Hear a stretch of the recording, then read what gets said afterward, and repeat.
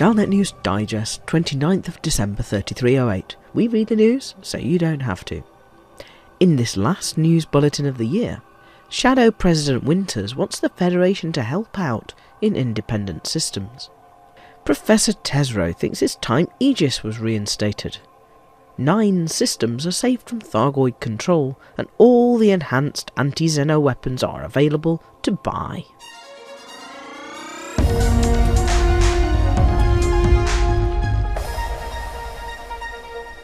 In an impassioned speech, Shadow President Felicia Winters has called for the Federation to protect the independent systems that are on the front line of the Thargoid invasion.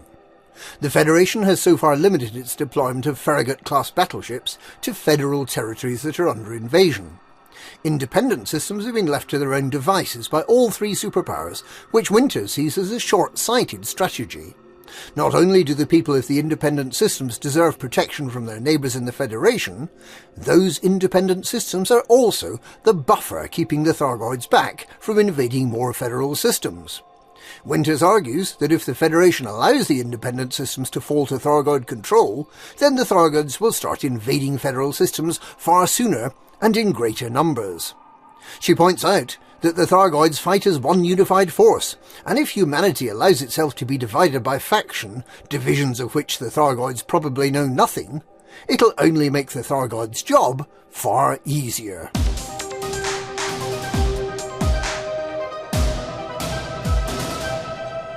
Professor Albert Tesreau has once again called for Aegis to be reinstated to act as a unifying focus for humanity to combat the Thargoid invasion. Given the clear and present danger posed by the Thargoids, she argues, there is immediate and urgent need for humanity to work together on researching the Thargoids and on defending humanity from the aliens.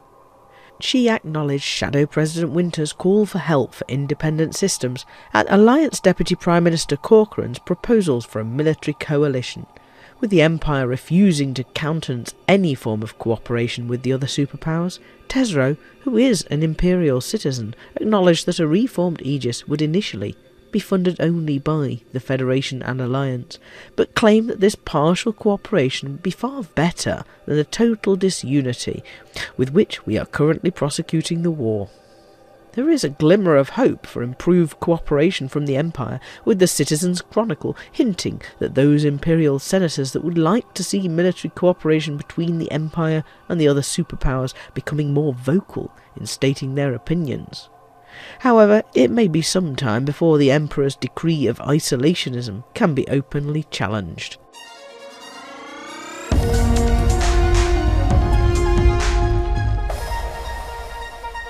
In a good week for anti-Thargoid activity, 9 systems have been saved from falling under Thargoid control. The Obermumbo, HIP 20890, HIP 20577, HIP 20527, HIP 8525, HIP 29596, Liu Huang, Muchinix and New Guang systems have been cleared of Thargoids and will now spend some time in a post-Thargoid recovery state. Operation Ida has done some research and believes that there's no way to hurry the post-Thargoid recovery. Completing missions doesn't seem to help, so the best thing to do is to just leave those systems alone and they'll recover in their own good time. Slightly mysteriously, the tiny Imperial system of Muria Dujis completed its post-Thargoid recovery in a single week, while most systems seem to take several weeks to complete the process. In related news, all 5 types of enhanced Aegis anti-Xeno weapons from the 5 recent community goals can now be bought from rescue ships, making anti-Xeno combat more accessible than it's ever been. And that's this week's and this year's Galnet News. Galnet News, we read the 3308 news, so you didn't have to. And we'll be back in the new year to read the 3309 news as well.